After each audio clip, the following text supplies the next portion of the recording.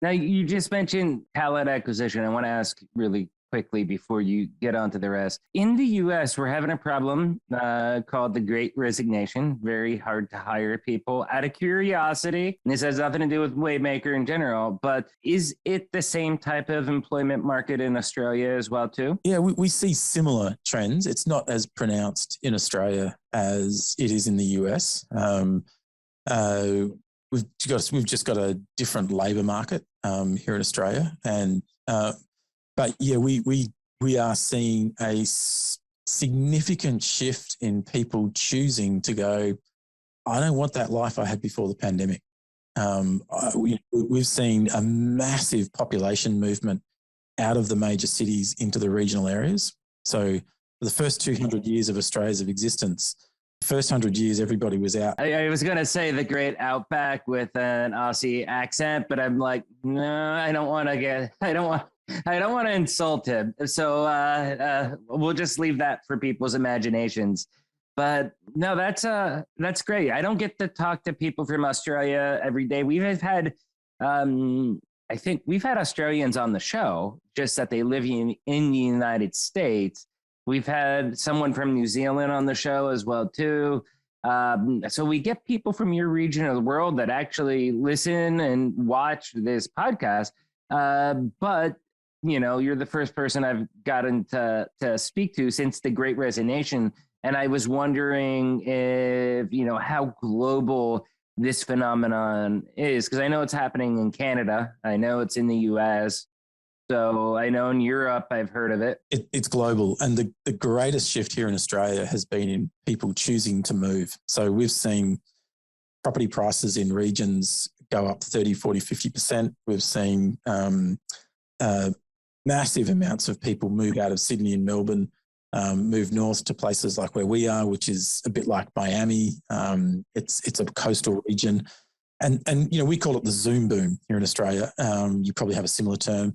But it's a similar population trend. For example, massive shifts of people out of places like San Francisco and Los Angeles across to Houston and Miami and places where you go. I've even heard of people moving to Idaho. Can you believe that? Idaho. You're from Australia. Have you heard of Idaho? All I know about Idaho is, what was that Keanu Reeves movie like 20 years ago? I'm not that old. I don't know. Okay, yeah. Oh, bird. But I brought that up to ask because one, genuine curiosity about the Australian market, but then two, because you said that that's one of the things that you ask about.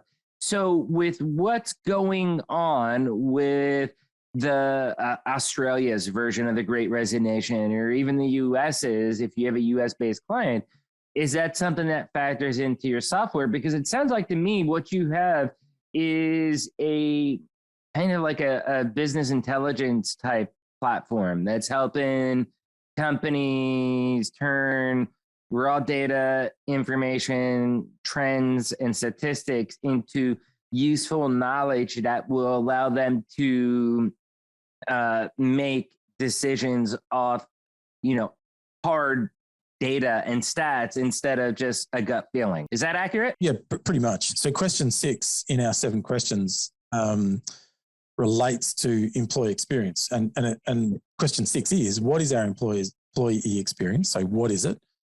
And how do we acquire, retain, and grow our talent through our principles, and what improvements need to be made? And then we have a leadership curve, a diagnostic, which surfaces all the gaps. But there's a key word in that question. Although we say, what is our employee experience? The next part of the question is, how do we acquire, retain, and grow our talent, not our employees? And there's a huge mindset that mindset shift businesses are making between talent and employees. And the Great Resignation is fueling the ever emerging and booming gig economy. And what's happening is organizations don't just rely on employees, they rely on talent. And that talent is decentralized, just like the military. Just go back to what the military went through. I'm lucky. My day job, Vision 33, we do ERP, so enterprise resource planning with SAP and also Sage. And with that, We've always been decentralized.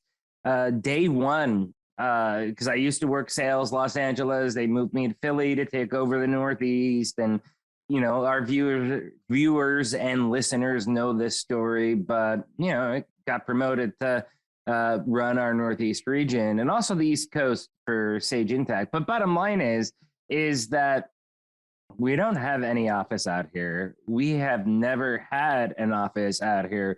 All of our staff is decentralized, always has been. And this is pre-pandemic, which I felt really put us ahead of the curve because we were already doing things like remote implementations and stuff like that, that pre-pandemic our competitors really weren't able to do. So they're trying to play catch up on figuring out, oh, how do we do a blueprint, which is a business process review? How do we do that remotely over Zoom or Teams and make it effective? Whereas we already have that and we're down on the ground, billing the next day after things close down. We're just doing it through Microsoft Teams.